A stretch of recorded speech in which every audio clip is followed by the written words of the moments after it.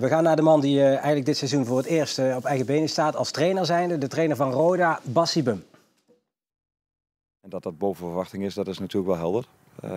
Ook voor mij, want ja, hier hoop je op als je trainer wordt, dat het zo mag gaan. Maar ik besef me wel terdege dat het een luxe is. Mensen en de vibe rondom de club is weer positief. Mensen zijn weer trots om voor Roda te zijn. En terecht met dit elftal. Want ze werken zich een slag in de ronde, 90 minuten lang. Elke week weer. En ja, dat is wat ze hier graag willen zien.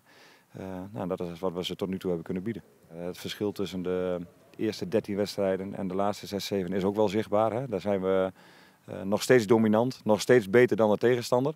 Maar de goals vallen een stuk minder makkelijk dan voorheen. Dat is wel iets wat je moet terugkrijgen om bij de eerste 2 te eindigen. Ja, goed, en ik kan een boel, Sam, maar ik kan niet in de toekomst kijken. Hoe heeft dit gedaan tot nu toe? Ja, ik denk fantastisch. Hè? Als je beginnend trainer bent en je kan ook zo je stempel drukken op die resultaten die behaald zijn. Hè? Want vooral door vanaf het begin, ik heb dat hier al eens verteld, heel duidelijk te zijn in wat hij wil, wat zijn doelstellingen zijn en de weg ernaartoe.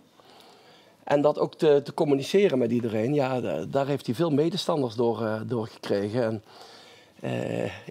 ik heb zelfs al een keer een bruggetje gemaakt naar het Roda waar ik voor gespeeld heb onder Huub Stevens. Toen die deed dat ook een beetje. Dat was toen de Eredivisie. Luister, dat was een andere tijd. De tweede in de Eredivisie. Ja, ja, zeker. Maar het verhaal vertellen, het proces waar je mee bezig bent, communiceren.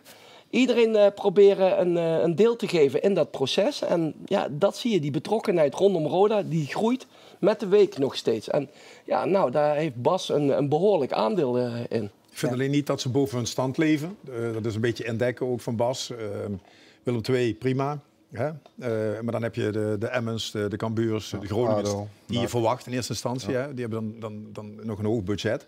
Maar ik vind vanaf het begin dat Roda duidelijk maakt dat ze wel, en dat hebben ze ook wel uitgesproken, dat die ambitie daar ook is om bij de eerste 2 te eindigen. Ik zou daar niet te voorzichtig in zijn. En de rest moet er nog maar bij komen hoor. Die krijgen ook moeilijkere tijden. Dus ja, niet boven de stand. Gewoon, ze staan daar waar ze thuis horen te staan. Ja.